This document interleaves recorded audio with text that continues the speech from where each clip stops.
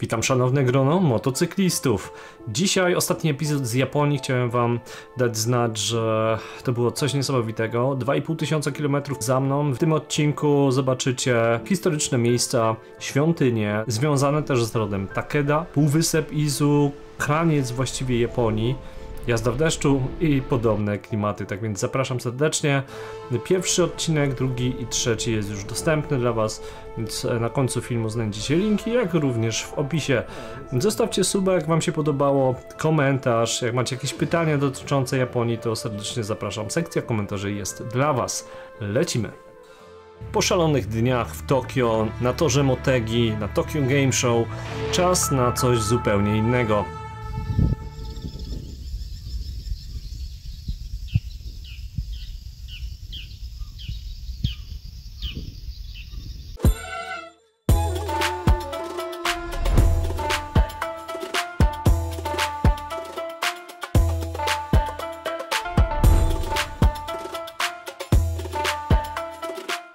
Ruszam z Max Cube, tym razem kierunek południe, półwysep Izu. Ale po drodze zatrzymamy się w świątyni Inari. Bardzo mała świątynia, 5 minut jazdy, no to wypadałoby zajrzeć. Coś pięknego. Taka stara kapliczka, budowana w 1820 roku. Ale no wygląda to przebosko. W ogóle w okolicy są domy. Taka pani mnie zaczepiła, zapytała się. Oczywiście po japońsku, ja kompletnie nic nie w nos. Ale wygląda to po prostu wow. W szczególności te posążki. I nikogo tu nie ma. Totalnie nikogo tutaj nie ma. Powiem wam, że czuć niesamowity klimat tutaj. W szczególności jak patrzy się na te miejsca kultu. Jest wow. No muszę o to dbać. 1820 rok to nie w kaszę dmuchał. Bardzo dużo czasu minęło i wszystko tu jest naprawdę pięknie zadbane. Powinienem sobie to przetłumaczyć, poczytać o historii tego miejsca. Już to zrobiłem. Czat bardzo dużo mi pomógł w takich sytuacjach. ChatGPT pozwala rzeczywiście zrozumieć, gdzie jesteś. Się chyba bije w dzwon. Niesamowite miejsce. Naprawdę, jak jestem tam, byłem tam, to czułem takie, kurde, taki mega spokój. Niesamowite. Jeszcze normalnie na wsi, nie? Tak po prostu poza szlakami. Piękna, mała kapliczka, piękna. Słuchajcie, jedziemy do Izu na południe od Tokio. 4 godziny jeszcze jazdy. Jedziemy do kaplicy, właściwie do świątyni. Do 16 jest czynne. Powinniśmy tam być z postojami, myślę, jakieś za 5 godzin. 5,5, coś takiego. 5,5 godziny na tym małym pryczku. Zobaczymy, jak pójdzie kręgosłup. Ok, lecimy, pa. Autostrady w Japonii to zupełnie inna bajka. Wszystko działa całkiem nieźle. Nie jest tak tanio, ale tragedii również nie ma. Za to organizacja i kultura jazdy wzór. Po drodze krótki postój i pierwsze wrażenie, tirów jest tutaj totalnie masa. I to takich, że wygląda to trochę jak konwój międzyplanetarny. Tiry, jak nie musisz jechać, to nie jedź. Lepiej jechać gdzieś tam poboczem, ale jak musisz się szybko przetransportować, no to wiadomo, nie? Ale tir na tirze. I na każdej linii. Nie ma jak czasami wyprzedzić, bo jedzie taki stówką, 110 po prawej stronie Inara, czy 120 to jest maksymalna prędkość. Tak już jest, no. Przynajmniej są czyste i ładne i można sobie pooglądać. Kolejne kilometry mijają w rytmie tuneli. Setki metrów w skałach, idealnie oświetlonych, no czystych, żadnych graffiti, żadnych dziur i tylko echo silnika odbija się od ścian.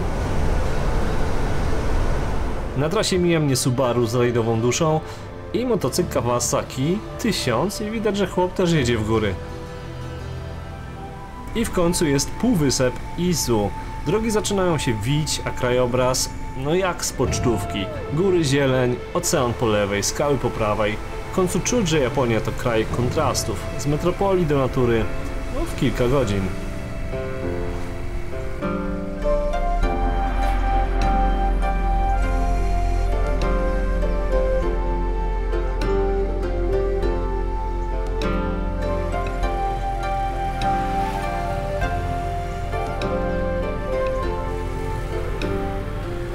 Po drodze podjadę jeszcze zobaczyć świątynię Shuzenji, położoną nad rzeką Katsura w samym sercu Izu. Chłopaki za nami. Nasi koledzy chyba też pojadą.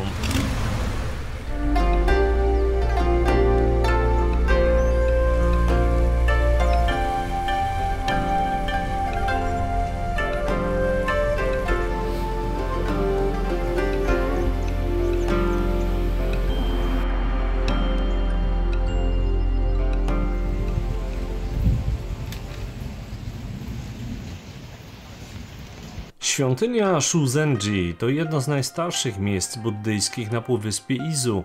Została założona ponad 1200 lat temu, około roku 807, przez mnicha Kobo Daishi, znanego też jako Kukai, jednego z największych nauczycieli buddyzmu w Japonii.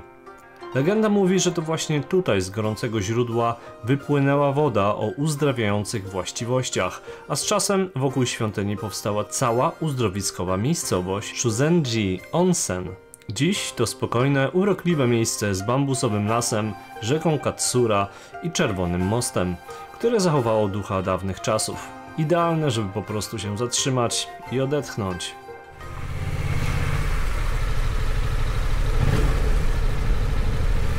Po południu docieram do ryokanu. Tradycyjny japoński dom gościnny. W środku bambus, drewno, zapach tatami i absolutna cisza.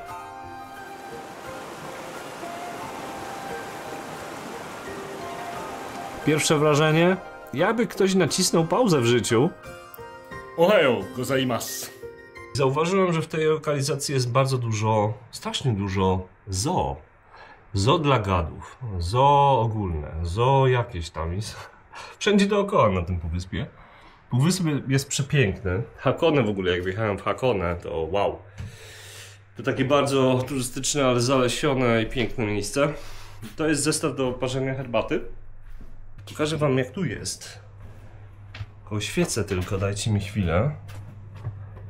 O, mamy światło. Może tak dalej kamerę dam. Tu oświecimy. Jest toaleta. Ale toaleta jest super, bo jak spuszczacie wodę, to się leje woda. I możecie omyć sobie ręce przy okazji. Bardzo fajny patent. Naprawdę mega dobry patent. Fajnie jakby w Polsce coś takiego było, nie? Okej, no i łazienka. Łazienka jest taka bardzo spoko. Oczywiście kapciuszki są wszędzie, do każdego miejsca osobne. Tutaj mam swoje rzeczy, ale tutaj jest, możecie się kąpać i tu, i tu. A co jest super, to ta woda pochodzi ze źródeł, tutaj też. Yukata w koszyku, a w tle szum wody. Ten kompleks to mały świat sam w sobie. Onsen, ogród, restauracja i śniadanie serwowane w rytuale. Japońska gościnność w pełnej formie. To jest japońskie śniadanie. Myślicie, że wiem, co mam z tym zrobić? Nie mam zielonego pojęcia, ale mniej więcej mi powiedzieli, więc będę tutaj testował. To jest zupa bardzo fajna, już mi się tutaj przygrzewa. O, już tam. Myślę, że będę mógł ją spożyć bez problemu. Tam jest herbatka, a tył szumi piękny wiatr. Właściwie rzeka. Ale siedzi się w miarę jeszcze spoko. Nie zwracają uwagi na etykietę aż tak bardzo, ale no wszystko musi być idealnie. Klapki. Ok, mamy tu zieloną herbatę. 2 łyżeczki tutaj, zalewamy wodą, która jest tu. I w sumie mamy zieloną herbatę gotową. Ruszamy dalej, w stronę południowej części półwyspu.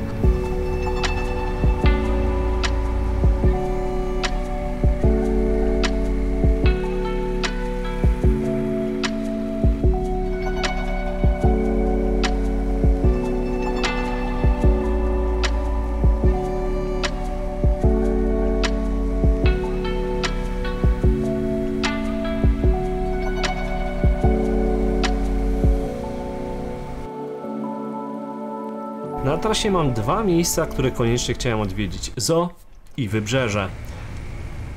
To nie jest zwykłe zoo. Tutaj można podejść, dotknąć, a nawet nakarmić zwierzęta. Boże, jakie słodkie. pawie, lisy, żyrafy, kapibary. O, szef ma masaż prywatny. Bobry, sarny, wszystko w otoczeniu lasu i wodospadów. Japończycy mają talent do tworzenia miejsc, gdzie człowiek naprawdę się uspokaja. No nie, to nie jest jedzonko, sorry. Super w tym parku jest to, że te wszystkie zwierzęta są bardzo blisko ciebie. Totalnie blisko, nie? Idziesz sobie tu ścieżką, jakaś katkunia, tam nie wiem co, tu też. I nikt nikomu sobie nie przeszkadza, nie?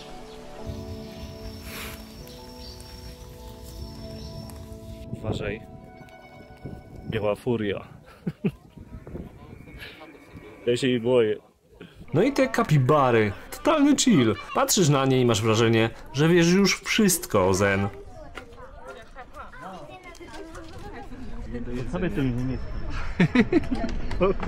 Either camera. Z zoo ruszamy na sam koniec półwyspu. Wspaniałe zoo, naprawdę przecudowne zoo. Mega.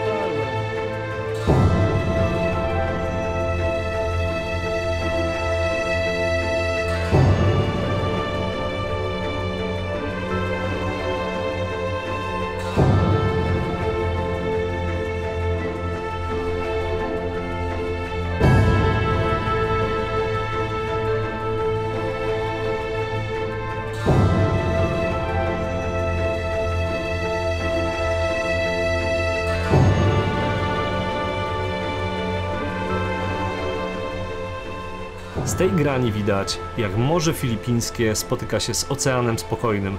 Niby jedno, a jednak dwa światy. Wiatr, fale i to uczucie, że jesteś na krańcu Japonii.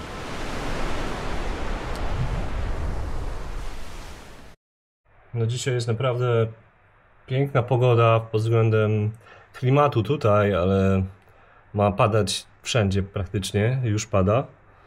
Więc mam nadzieję, że nie będzie jakiegoś totalnego opadu, ale mamy przeciwdeszczowe, więc no cóż, zobaczymy. Piękna aura. Okej, drugie śniadanie mamy, jak widzicie. Jest japoński omlet, właściwie to są dodatki do ryżu, może tak. Rybka i tu mamy ryż, no i zieloną herbatę, którą trzeba sobie zaparzyć. No i tutaj zupka na rozgrzanie, która się tutaj będzie przez jakiś czas gotować. Takie pierwsze wrażenie po śniadaniu to jest straszna różnorodność. Wasabi, przyprawy, sos sojowy, świetna, naprawdę mega fajna zielona herbata, którą sam sobie zaparzasz. No powiem, zjadłem i jestem w szoku. Czuję się super lekko i naprawdę mega dobre. A propos japońskiej gościnności, wszystko jest ok, chociaż niektóre zasady są naprawdę nie do złamania. W momencie, kiedy wylogujecie się z hotelu, to lobby dla was już jest niedostępne. Nieważne czy pada, czy wali śniegiem, no musisz opuścić hotel. Są zasady, szanuję. Następnego dnia pogoda postanowiła przypomnieć, że to w końcu wyspa. Deszcz leje jak z wiadra, więc zakładam przeciwdeszczowe wdzianko i ruszam w podróż. Szybka w kasku paruje, rękawice prawie mokre, ale widoki no niesamowite. Japonia w deszczu też ma swój klimat, bardziej melancholijny, ale równie piękny. Po południu dotarłem do hotelu kontenerowego. Bardzo sobie cenię ten rodzaj, nawet bym powiedział, wygody. Jest to proste i skuteczne, jeżeli chcesz po prostu przenocować jedną noc. Powiem wam, że w tych kontenerach naprawdę bardzo dużo ludzi śpi i się nie dziwię, bo są mega przyjemne i są w miarę tanie, tam 240 zł za noc. Nie jest dramat tutaj w tych okolicach. No wygląda to bosko. Fajnie się spało, nawet dobrze. Tylko troszkę gorzej był wyciszony ten kontener niż poprzedni, ale całkiem fajnie. Teraz jedziemy do Takeda Shrine, bardzo kultowe miejsce. O 9:30 otwierają muzeum Tam w środku są naprawdę takie mega stare stafy. A zresztą co wam będę mówił, pokażę wam. Z rana ruszam dalej, do Kofu w prefekturze Yamanashi. To miasto znane z historii rodu Takeda, jednej z najpotężniejszych rodzin samurajskich w Japonii.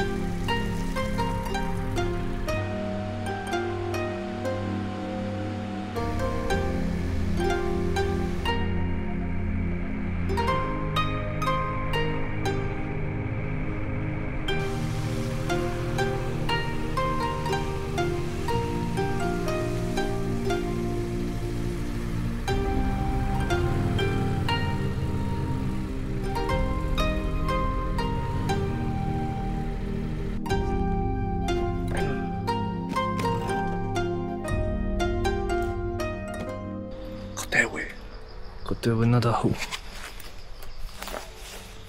Dobra. Ale mam czyste buty. Normalnie po tym deszczu są super wyględzone. Patrzcie, jak to po prostu bajkowo wygląda, nie? Jak cicho. Jest 9 rano. Idziemy do świątyni Takeda, rodu Takeda. Tam jest chyba znak nawet. Pierwszy przystanek Takeda Jinja.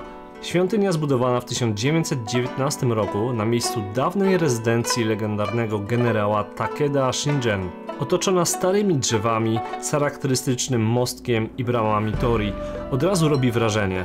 Czuć spokój, historię i tę ich duchową energię Kami no Chikara.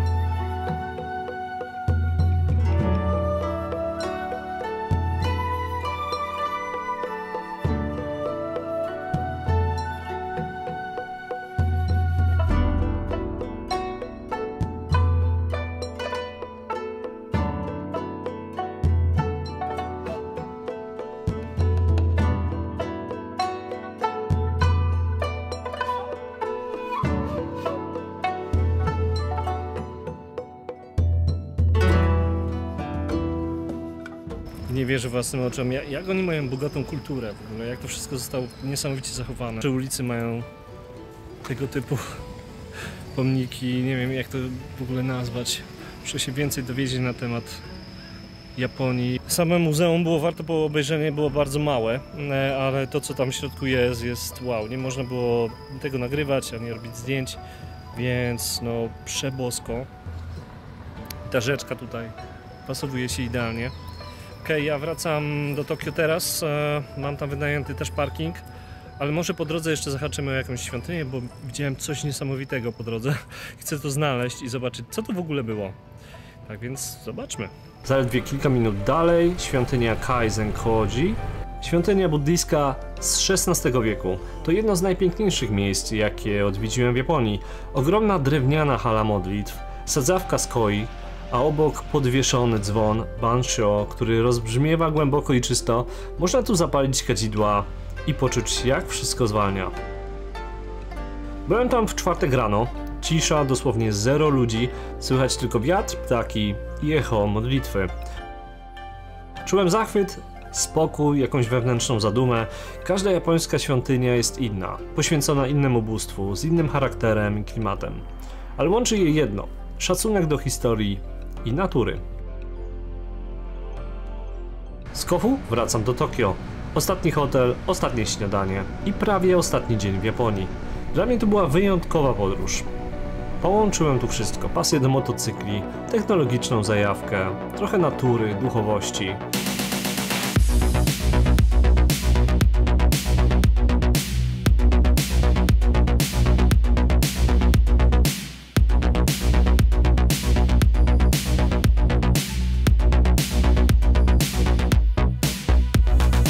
Po powrocie zacząłem się uczyć japońskiego i wiem jedno, wrócę tutaj na 100%. Następnym razem planuję odwiedzić wioskę Ninja. Podobno właściciel bardzo lubi Polaków, a turystów jest tam mniej niż w Kyoto.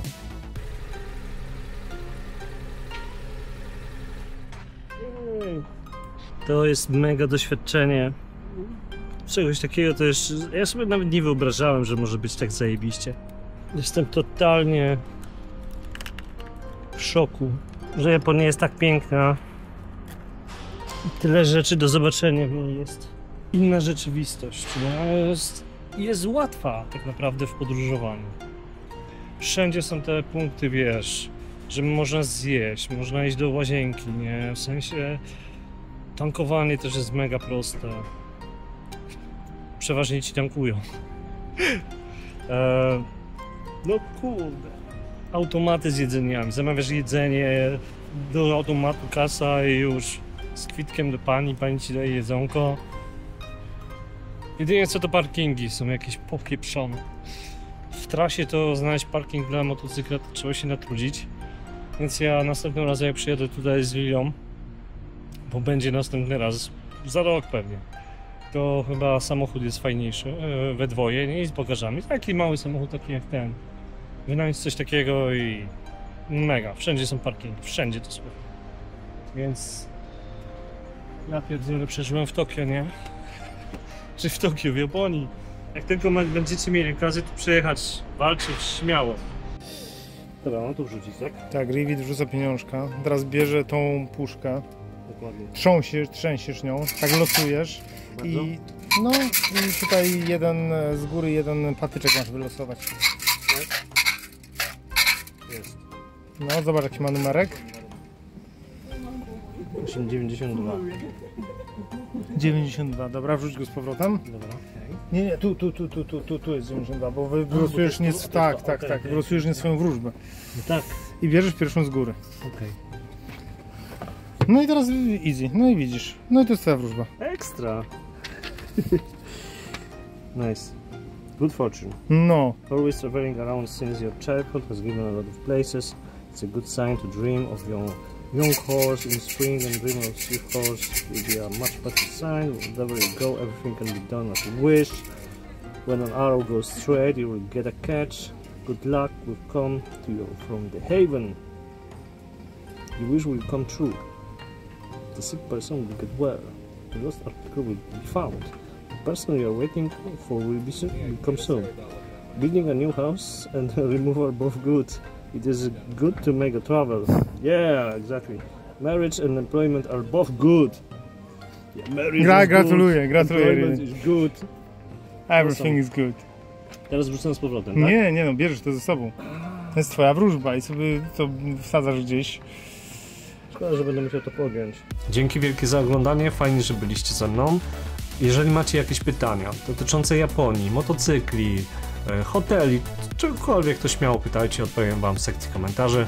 Tak więc dziękuję, do zobaczenia w następnym filmie, hej!